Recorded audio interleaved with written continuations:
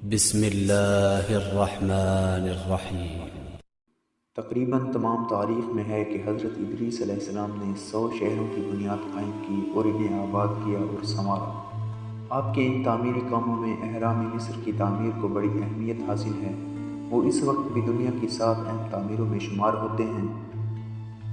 حضرت ادریس کو علم نبوت اور کتب آباء و اجداد سے معلوم تھا کہ عہد نوح میں ایک ایسا طوفان آئے گا کہ ساری دنیا غرق ہو جائے گی اور کوئی چیز زمین پر محفوظ نہیں رہے گی۔ اسی لیے انہوں نے ان ذخائر علم و حکمت اور خزانہ طب کو محفوظ کرنے کے لیے اہرام کی تعمیر کروائی۔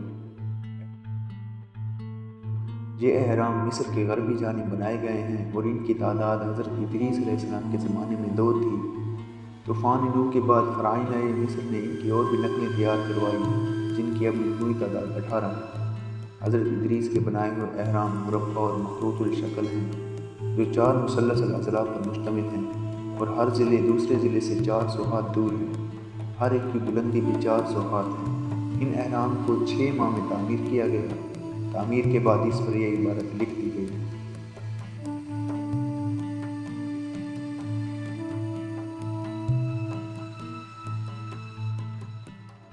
اس شخص سے کہو جو اسے گرانا چاہتا ہو کہ وہ 600 برس میں بھی گرا نہیں سکتا، حالانکہ میں نے اسے 6 ماہ میں تعمیر کیا ہے اور گرانا بنانے سے زیادہ آسان ہوتا ہے۔ اس کی تعمیر کے بعد جناب نوح کا طوفان آیا اور ان کی افادیت فرعونۂ مصر نے دیکھی تو اس کی دیکھا دیکھی انہوں نے بھی اسی قسم کے اہرام تعمیر کرنا شروع کر دیے اور مدت مدید کے بعد ان کی تعمیر سے فراغت حاصل کی۔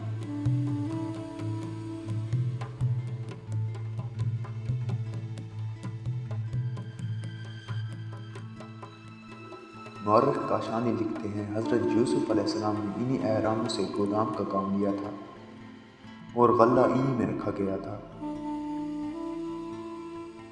اگرچہ مصر کے فرعونوں نے اپنے خیال کے مطابق 16 اہرام حضرت ادریس علیہ السلام کے بعد خود بنوائے، لیکن بلندی اور مضبوطی میں ان دونوں اہرام تک یہ نہیں پہنچ سکتے۔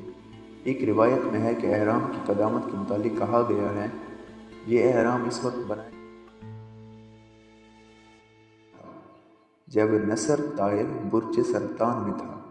اس کا مطلب یہ ہوا کہ اس کی بنیاد کو ابتدائی اسلام میں 12,000 سال ہو چکے تھے۔ حضرت ادریس علیہ السلام نے ان اہراموں کو اس لیے بنوایا تھا کہ طوفان نوح میں قبور احباب و اعوان تباہ و برباد نہ ہوں، اور حضرت ادریس نے ان اہرام کو بنوانے کے بعد ساری دنیا کا سفر اختیار کیا اور تمام فرائض تبلیغ ادا کرتے رہے۔ اس کے بعد مصر واپس آئے اور وہیں سے رفیع الدرجات ہوئے۔